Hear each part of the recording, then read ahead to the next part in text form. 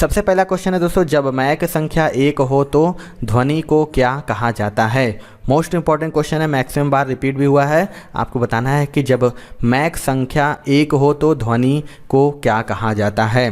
तो इसका right answer हो जाएगा दोस्तों ऑप्शन नंबर सी यानी ध्वनिक। आपको बता दें कि मैक संख्या किसी विमान के वेग और ध्वनि के वेग के अनुपात को कहते हैं, और जब मैक संख्या 1 होती है अर्थात जब वस्तु का वेग ध्वनि के वेग के समान होता है तो वस्तु द्वारा उत्पन्न ध्वनि को ध्वनिक कहा जाता है, और यदि मैक संख्या 1 से अधिक है तो पिंड की चाल पराध्वनिक कहलाती है।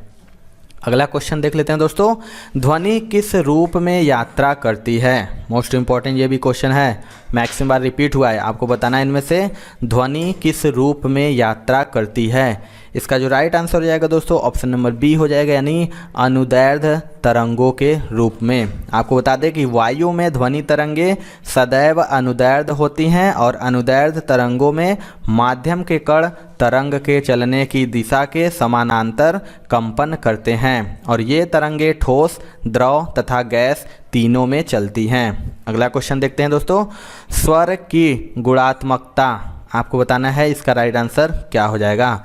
जो स्वर होती है उसकी गुणात्मकता कैसी होती है। तो इसका राइट आंसर हो जाएगा दोस्तों ऑप्शन नंबर सी यानी विद्यमान अधिस्वर पर निर्भर करती है। आपको बता दें कि जब किसी भी ध्वनि स्रोत से किसी आवृत्ति का कोई स्वरक उत्पन्न किया जाता है तो इसमें मूल स्वरक के साथ साथ कुछ अधिस्वरक भी उत्पन्न हो जाते हैं, और ध्वनि की गुणता इन अधिस्वरों की संख्या, क्रम तथा आपेक्षिक तीव्रता पर भी निर्भर करती है। यही कारण है कि विभिन्न ध्वनि स्रोतों से उत्पन्न ध्वनियों की गुणवत्ता भिन्न भिन्न होती है।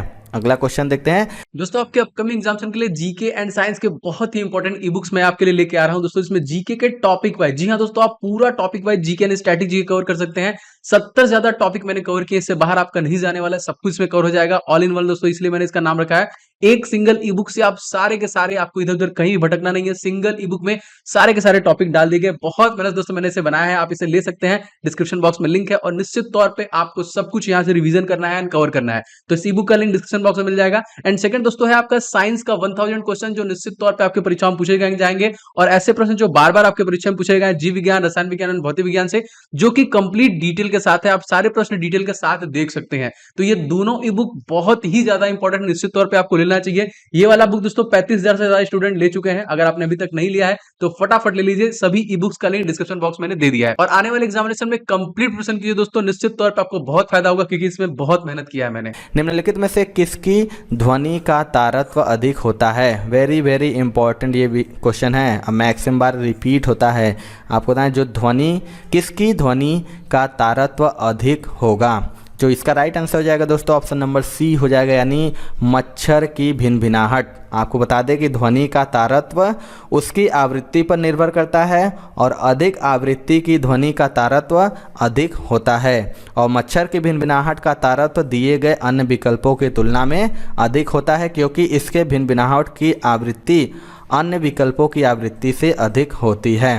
अगला क्वेश्चन देख लेते हैं, जब ध्वनि तरंगे पानी के अंतःपृष्ठीय भाग से अपरिवर्तित होती हैं तो निम्न में से कौन अपरिवर्तित रहता है। आपको बताना है इसका राइट आंसर क्या होगा। जब ध्वनि तरंगे पानी के अंतःपृष्ठीय भाग से अपरिवर्तित होती हैं तो निम्न में से कौन अपरिवर्तित रहता है। तो इसका राइट आंसर हो जाएगा ऑप्शन नंबर सी यानी आवृत्ति। आपको बता दें कि जब ध्वनि तरंगे पानी के अंतःपृष्ठीय भाग से अपरिवर्तित होती हैं तो उनकी आवृत्ति अपरिवर्तित रहती है, और ध्वनि तरंगों की पानी में चाल जो होता है 1484 मीटर प्रति सेकेंड। अगला क्वेश्चन देख लेते हैं, तो अलग अलग तारे का रंग अलग अलग होता है, इनमें से किसके कारण ऐसा होता है।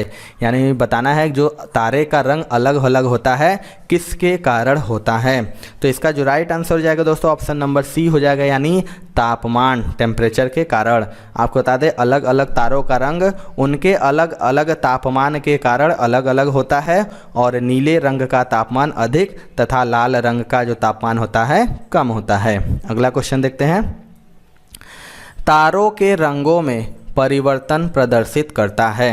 आपको बताना है जो तारे होता है उसके रंगों में परिवर्तन प्रदर्शित क्या करता है। तो इसका राइट आंसर हो जाएगा ऑप्शन नंबर सी यानी तापमान। आपको बता दें दोस्तों कि तारों के रंगों में परिवर्तन उनके तापमान को प्रदर्शित करता है। अगला क्वेश्चन देख लेते हैं। दोस्तों यदि आप एसएससी की कंप्लीट प्रिपरेशन करना चाहते हैं दोस्तों अनअकैडमी के टॉप बैचेज आ चुके हैं टॉप एजुकेटर के साथ, जिससे आप कंप्लीट प्रिपरेशन कर सकते हैं। अपकमिंग सीएचएसएल की दोस्तों एक बैच स्टार्ट हो चुकी है 4 मई से। इस बैच के थ्रू आप सीजीएल एंड सीएचएसएल अपकमिंग 2022-23 की कंप्लीट प्रिपरेशन कर सकते हैं। इसी तरह दोस्तों बहुत सारे बैच लाइक सफलता बैच सीजीएल सीएचएसएल के लिए है, आपके लिए ऑल एग्जाम जो ऑल बैच जनरल स्टडीज के लिए देखिए एसएससी एग्जामिनेशन के लिए 4 मई से स्टार्ट हुई है। बहुत सारे ऐसे बैचेज हैं सीपीयू के लिए, कह लीजिए स्टेनोग्राफर के लिए, फाइनल पंच एसएससी एमटीएस के लिए जो कि आपका जुलाई महीने में होने वाला है, 6 मई से स्टार्ट होने वाला। इन सभी को आप एक्सेस कर सकते हैं अनअकैडमी प्लस। और अनअकैडमी प्लस में जब आएंगे दोस्तों तो यहाँ पे रेज हैंड का भी फीचर है, इसके माध्यम से आप डायरेक्ट एजुकेटर से बात कर सकते हैं कभी भी क्लास के दौरान। और दोस्तों यहाँ पे आस्क का डाउट फीचर भी इनेबल हो जाएगा जब प्लस में आएंगे। आप कभी भी दोस्तों 3 डाउट एक साथ सेंड कर सकते हैं और आपको उसका सोल्यूशन दे दिया जाएगा। ये सभी चीजें दोस्तों आप अनअकैडमी प्लस के माध्यम से ले सकते हैं। और दोस्तों उसमें भी आपको 10% का डिस्काउंट मिल जाएगा अगर आप कोड इस्तेमाल करेंगे OJ10। एक साथ OJ10 लगाएंगे तो आपको 10% का डिस्काउंट मिल जाएगा। तो फटाफट दोस्तों अनअकैडमी प्लस सब्सक्रिप्शन ले लीजिए और अपने प्रिपरेशन को कंप्लीट कीजिए। श्रव्य परिसर में ध्वनि तरंगों की आवृत्ति क्या होती है? मोस्ट इंपॉर्टेंट क्वेश्चन है। आपको बताना है जो श्रव्य परिसर में ध्वनि तरंगों की आवृत्ति क्या होती है। तो इसका राइट आंसर हो जाएगा दोस्तों ऑप्शन नंबर ए यानी 20 हर्ट्ज से 20,000 हर्ट्ज। बता दें जो श्रव्य परिसर में ध्वनि तरंगों की आवृत्ति होती है वो 20 हर्ट्ज से 20,000 हर्ट्ज के मध्य होती है। और 20 हर्ट्ज से कम की आवृत्ति वाली ध्वनि तरंगे अवश्रव्य तरंगे तथा 20,000 हर्ट्ज से अधिक आवृत्ति वाली तरंगे पराश्रव्य तरंगे कहलाती हैं। अगला क्वेश्चन देखते हैं दोस्तों। निम्नलिखित में से किसका प्रयोग समुद्र की गहराई जानने और कोई मोटाई मापने, हिमशैल की स्थिति और धातुओं में त्रुटि जानने के लिए किया जाता है? मोस्ट इंपॉर्टेंट क्वेश्चन है। 4 क्वेश्चन इसमें एक ही साथ है कि समुद्र की गहराई जानने, कोई मोटाई मापने और हिमशैल की स्थिति और धातुओं में त्रुटि जानने के लिए किसका प्रयोग किया जाता है। तो इसका राइट आंसर हो जाएगा ऑप्शन नंबर ए यानी पराश्रव्य। आपको बता दें कि 20 हर्ट्ज से 20 किलो हर्ट्ज तक की आवृत्ति की तरंगे श्रव्य तरंगे कहलाती है और इससे कम आवृत्ति की तरंगों को अवश्रव्य तरंग और इससे अधिक आवृत्ति की तरंगों को पराश्रव्य तरंग कहते हैं। और पराश्रव्य तरंगों में आवृत्ति अधिक होने के कारण अत्यधिक ऊर्जा होती है जिससे ये मानव जीवन हेतु पर्याप्त महत्वपूर्ण भूमिका अदा करती है और इसका उपयोग रुधिर रहित शल्य क्रिया, ट्यूमर का पता लगाने, दांत उखाड़ने, निष्क्रिय धूल धूम कणों के स्कंदन, समुद्री गहराई आदि का मापन, चट्टानों या हिमशैलों का पता लगाने और धातुओं में त्रुटि ज्ञात करने, कपड़ों की धुलाई, घड़ी, विमान आदि के आंतरिक कलपुर्जों की सफाई आदि में होता है। आपको बता दें कि सोनार में इसी तरंग का भी प्रयोग होता है। अगला क्वेश्चन देखते हैं। चमगादड़ अंधेरे में उड़ सकते हैं क्योंकि? मोस्ट इंपॉर्टेंट है। आपको बताएं जो चमगादड़ होते हैं वो अंधेरे में कैसे उड़ सकते हैं। तो इसका राइट आंसर हो जाएगा ऑप्शन नंबर सी यानी उनका मार्गदर्शक उनके द्वारा उत्पन्न पराश्रव्य तरंगों द्वारा मार किया जाता है।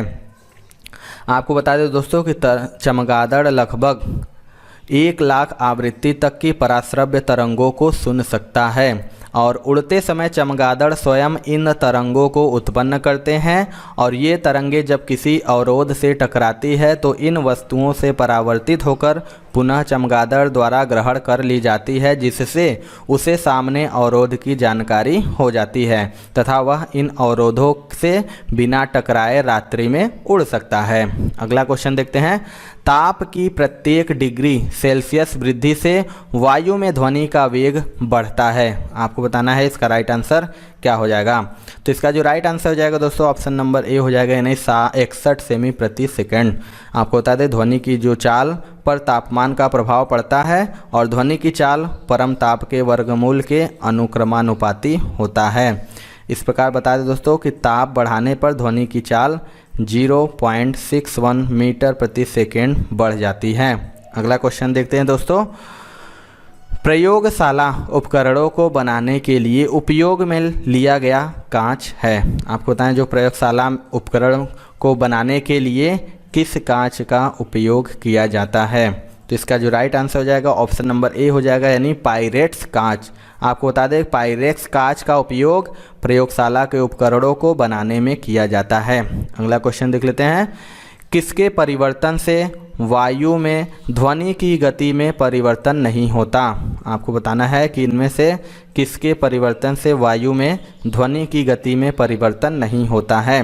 तो इसका राइट आंसर हो जाएगा ऑप्शन नंबर सी यानी वायु दाब, जो कि वायु दाब के परिवर्तन से वायु में ध्वनि की गति में परिवर्तन नहीं होता है। अगला क्वेश्चन देख लेते हैं दोस्तों, अल्बर्ट आइंस्टीन थे एक प्रसिद्ध, मोस्ट इंपॉर्टेंट क्वेश्चन है ये भी, आपको बताना जो अल्बर्ट आइंस्टीन थे वो इनमें से क्या थे? तो इसका राइट आंसर हो जाएगा दोस्तों ऑप्शन नंबर सी यानी भौतिक शास्त्री। अल्बर्ट आइंस्टीन जो कि एक प्रसिद्ध भौतिक शास्त्री थे जिन्होंने सापेक्षता के सिद्धांत को प्रतिपादित किया था। अगला क्वेश्चन देखते हैं, एक सुपरसोनिक वायुयान की गति होती है, आपको बताना है जो एक सुपरसोनिक वायुयान होती है उसकी गति होती है। तो इसका राइट आंसर हो जाएगा ऑप्शन नंबर सी यानी ध्वनि की चाल से अधिक, यानी ऐसे वायुयान जिनकी गति ध्वनि की गति से अधिक होती है उसे सुपरसोनिक वायुयान कहते हैं, और ऐसे वायुयान से उत्पन्न आवाज़ वायुयान से काफ़ी पीछे हो जाते हैं और वायुयान के आगे नहीं सुनाई पड़ती। अगला क्वेश्चन देख लेते हैं, सुपरसोनिक विमान किसको हानि पहुंचाता है? मोस्ट इंपॉर्टेंट ये क्वेश्चन है, आपको बताना है जो सुपरसोनिक विमान होता है वो इनमें से किसको हानि पहुंचाता है? तो इसका राइट आंसर हो जाएगा ऑप्शन नंबर डी यानी ओजोन मंडल। आपको बता दें सुपरसोनिक विमान ओजोन मंडल के समीप अधिक ऊंचाई पर उड़ने वाला विमान है जिसमें अन्य स्थानिक ईंधन जलने से नाइट्रोजन ऑक्साइड उत्सर्जित होता है जो ओजोन मंडल को क्षति पहुंचाता है। अगला क्वेश्चन देखते हैं दोस्तों, पानी के अंदर ध्वनि सुनने का यंत्र कहलाता है। मोस्ट इंपॉर्टेंट क्वेश्चन है, आपको बताना है कि जो पानी के अंदर ध्वनि सुनने का यंत्र क्या कहलाता है? तो इसका राइट आंसर हो जाएगा ऑप्शन नंबर डी यानी हाइड्रोफोन। आपको बता दें कि पानी के अंदर ध्वनि तरंगों को हमारे कान ग्रहण नहीं कर पाते, इसलिए पानी में हमें ध्वनि सुनाई नहीं पड़ती और पानी में ध्वनि सुनने के लिए हाइड्रोफोन नामक यंत्र का उपयोग करना पड़ता है। अगला क्वेश्चन देखते हैं, सोनार मुख्यतः उपयोग किया जाता है। मोस्ट इंपॉर्टेंट ये भी क्वेश्चन है, मैक्सिमम रिपीट हुआ है।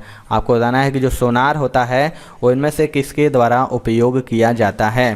तो इसका राइट आंसर हो जाएगा दोस्तों ऑप्शन नंबर डी यानी समुद्री यात्रियों के द्वारा।